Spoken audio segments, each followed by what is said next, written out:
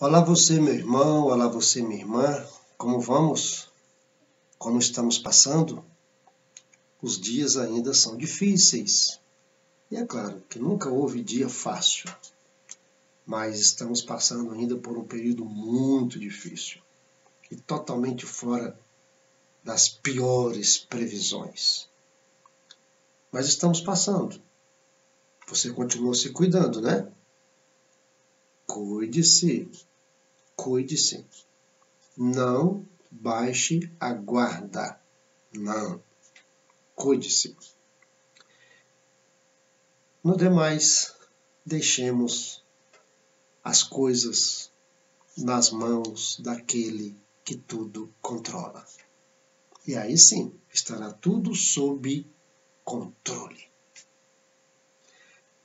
Vamos aos nossos arrazoandos sobre a lição número 5 da nossa revista Editora Betel Adultos. Fidelidade, um estilo de vida. Nosso primeiro arrazoando é para fazermos algumas considerações sobre o versículo 23 do Salmo 31, que é o nosso texto áureo. No final do versículo 23, há uma coisinha lá que eu quero conversar sobre ela com vocês. O que diz o versículo 23 do Salmo 31? Eu vou ler aqui.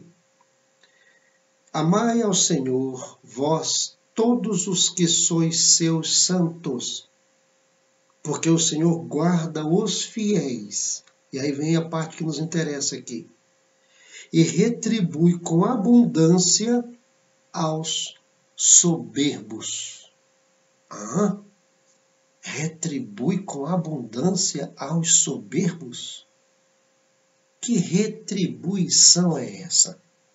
Por que não é aqui que retribui com abundância aos fiéis? Já que estamos falando aqui de fidelidade. Retribui com abundância aos soberbos? Que abundância é essa? E que retribuição é essa? Bom, pelo que temos em outras partes da Bíblia, a retribuição de Deus aos soberbos é só punição, repreensão. Há outros textos bíblicos que dizem que, por exemplo, que a soberba precede a queda. Então a pessoa soberba, que acha que é a tal, que é autossuficiente, que confia em si própria, ela está caminhando para o buraco. E aí eu quero destacar aqui 2 exemplos bíblicos que provam que, na verdade, Deus retribui com abundância aos soberbos, nesse sentido. O primeiro exemplo aqui é de Pedro.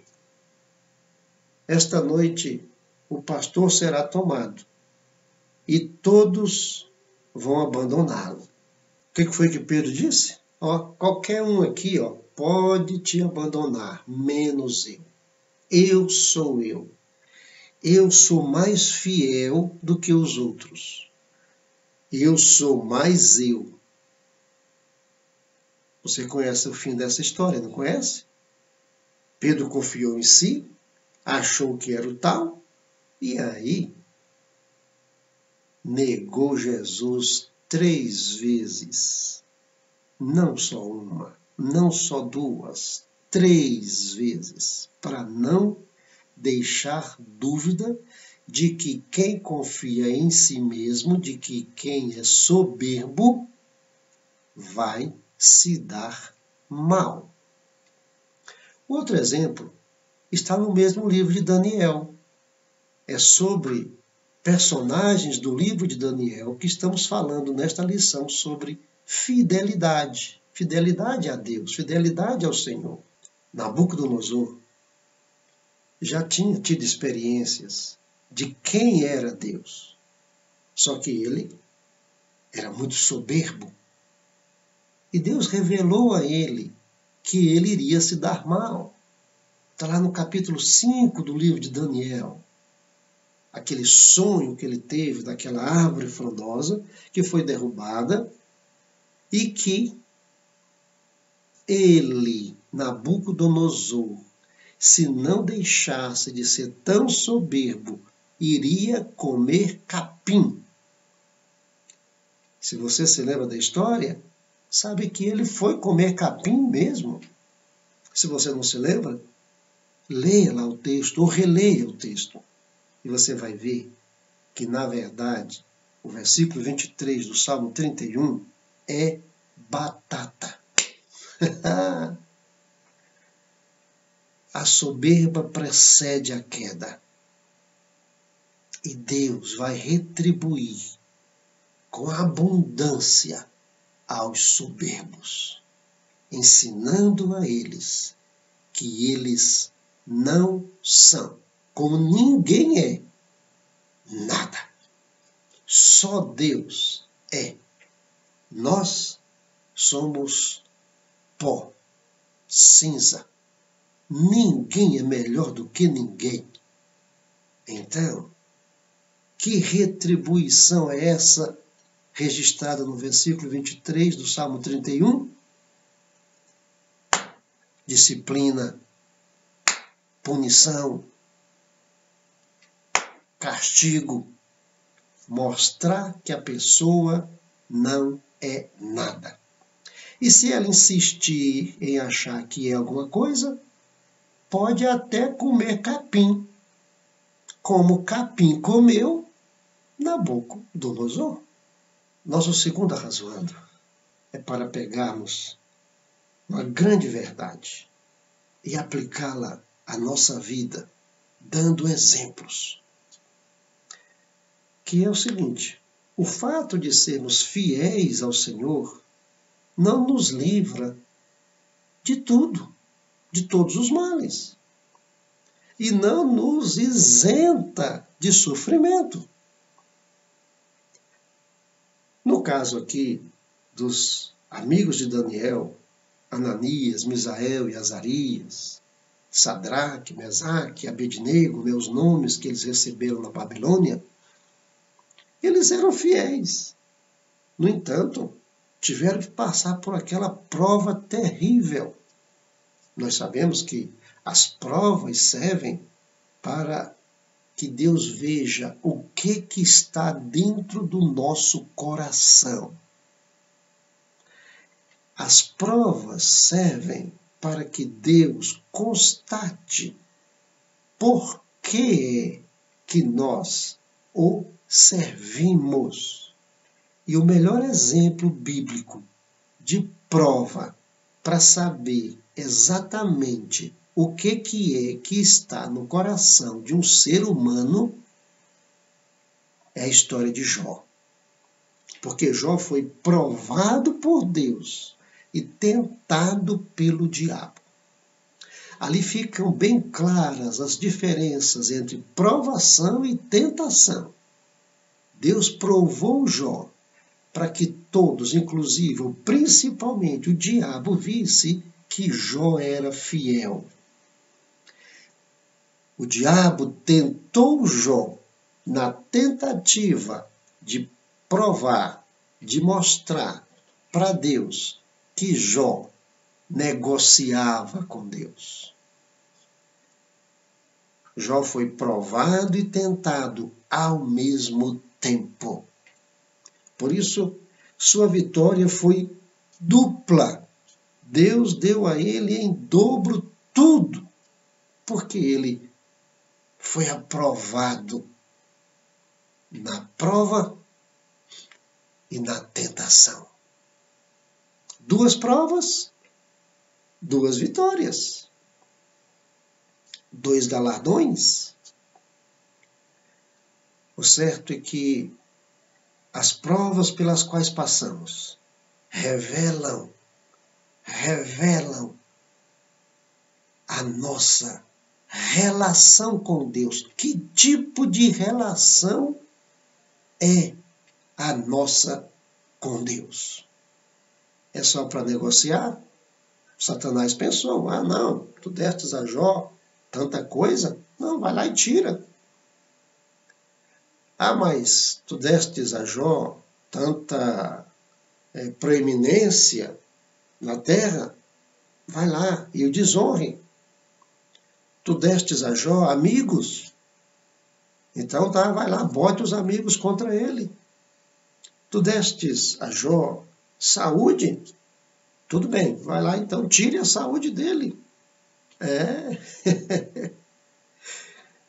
Satanás pensava que Jó era como tantos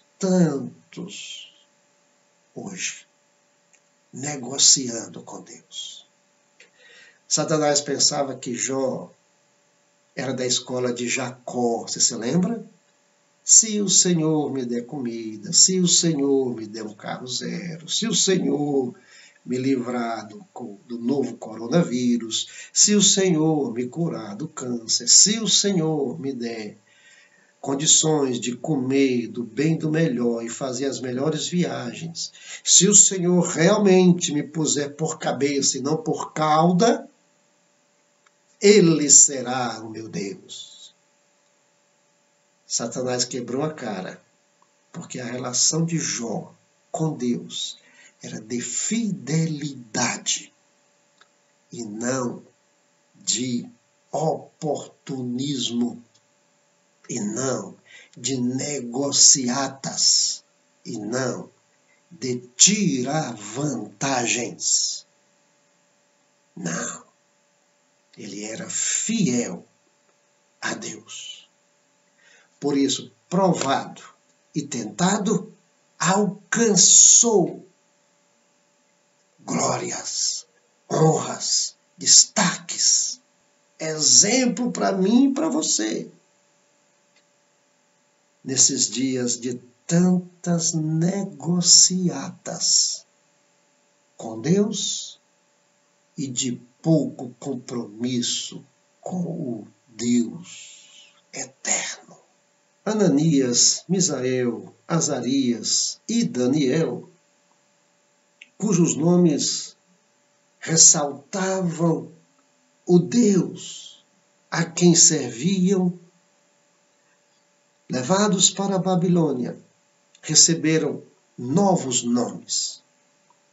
A intenção de quem fez isso, Nabucodonosor, era de dar a eles uma nova identidade. E agora eles então tinham dupla identidade. Só que a segunda identidade desfazia a primeira, sufocava a primeira. Daniel quer dizer, Deus é meu juiz. Ele recebeu lá o nome Beltesazar, que quer dizer príncipe de Bel, ou príncipe de Baal. Ananias significa Deus é misericordioso. E ele recebeu lá o nome Sadraque, amigo do rei. Misael quer dizer quem é como Deus. E ele recebeu lá na Babilônia o nome Mesaque, que quer dizer quem é como Acu. Acu era um deus da Babilônia. E Azarias, que quer dizer Jeová é o meu socorro, recebeu lá o nome Abednego, que quer dizer servo de Nego, um outro deus babilônico. A intenção de Nabucodonosor era sufocar a identidade deles, dar a eles uma nova cara, ou colocar neles uma máscara que ocultasse a verdadeira identidade deles. Todos hoje, pelo menos quem se preserva e preserva ao próximo, usa máscara. Mas eu já disse aqui, e quero dizer de novo, que eu e você usemos máscara, mas não sejamos mascarados. Há pessoas que são mascaradas. Têm mais de uma identidade. São pessoas falsas. São pessoas em quem você não pode confiar. Têm a capacidade de se comportarem como verdadeiros camaleões. De acordo com o ambiente, tomam a cor do ambiente e se misturam naquele ambiente. Não mantêm a sua identidade. Estamos vivendo em um mundo em que há muita falsidade. Falsos profetas, falsos mestres, falsos cristãos, falsos homens que não têm compromisso com a verdade, mascarados. Assumiram outras identidades para conseguirem alguma coisa. Like, seguidores, dinheiro, fama, glória, honra. Que Deus guarde a mim e a você de homens falsos, pessoas que têm mais de uma identidade e que se aproximam de nós para de nós tirar qualquer tipo de proveito.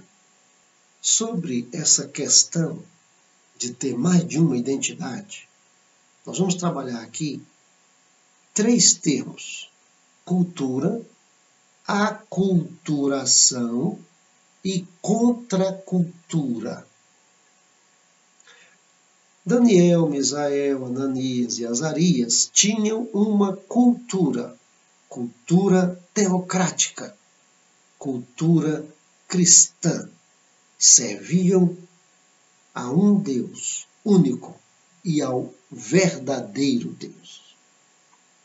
Chegando à Babilônia, Nabucodonosor tentou aculturá-los, que é o quê?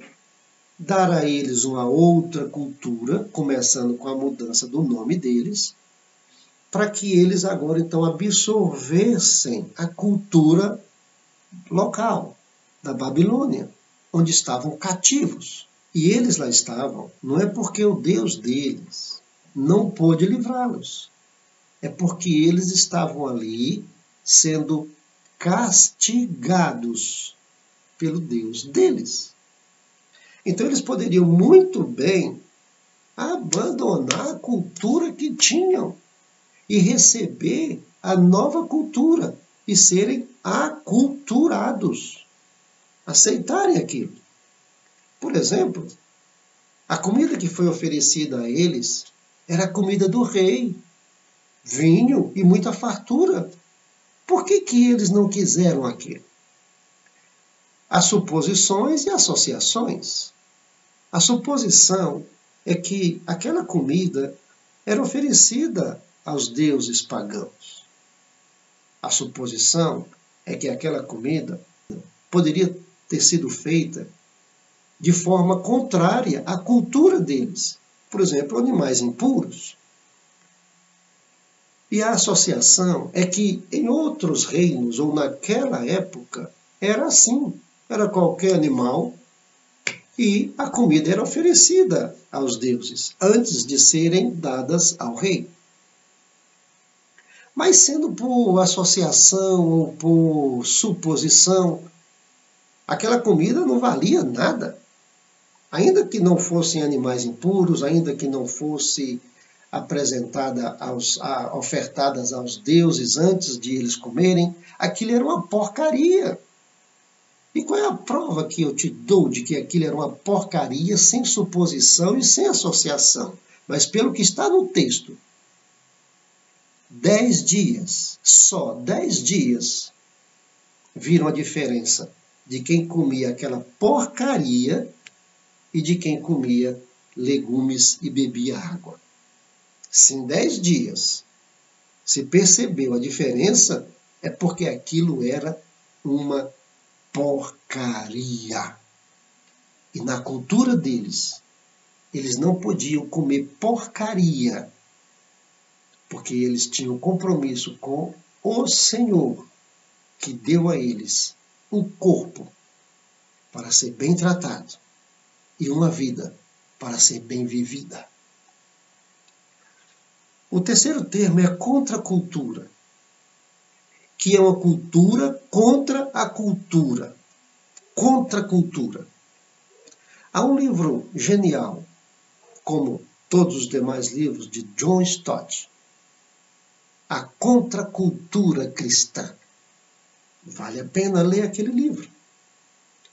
Porque Jesus falou, olha, como é que é aqui? Qual é a cultura aqui? Não, a cultura aqui, Senhor, é que o maior pisa o menor. Pois é, entre vós não será assim. A cultura aqui, Senhor, é que o maior é servido pelo menor. Pois é, entre vós não será assim. A cultura aqui é a cultura do jeitinho, é a cultura do levar vantagem em tudo. Pois é, entre vós não será assim não, viu? Qual é a cultura aqui? É a cultura de que quem é mais esperto, quem passa o outro para trás, é que tem mais ibope. Pois é, mas entre vocês não será assim não, viu? Contracultura cristã. Então, cultura, aculturação e contracultura. Nós vamos ficar com qual deles? Com a cultura, com a aculturação ou com a contracultura cristã? Com a contracultura cristã. Quem nasce de novo tem uma nova cultura. Cultura cristã. Cultura que tem o carimbo de Cristo, aprovada por Ele. Cultura de quem, nos seus atos, no seu dia a dia, glorifica a Deus e mostra que é fiel a Ele. Fidelidade ao Senhor. O exercício da contracultura cristã. Aqueles jovens não morreram torrados. Não. Eles foram libertos, foram livres. E aí, talvez alguém pense assim, como eles foram livres, então Deus foi glorificado. Lembre-se de que toda a verdade é paralela. Se eu digo que eles foram livres e Deus foi glorificado, se eles não fossem livres, Deus não seria glorificado. Mas você sabe que isso não é verdade. Deus é glorificado de todas as formas na vida do crente fiel. Aqueles cristãos da época de Nero, o grande perseguidor da igreja, que foram devorados pelas feras lá no Coliseu, cantando, eles glorificaram a Deus ou não? Estevão, o primeiro mártir,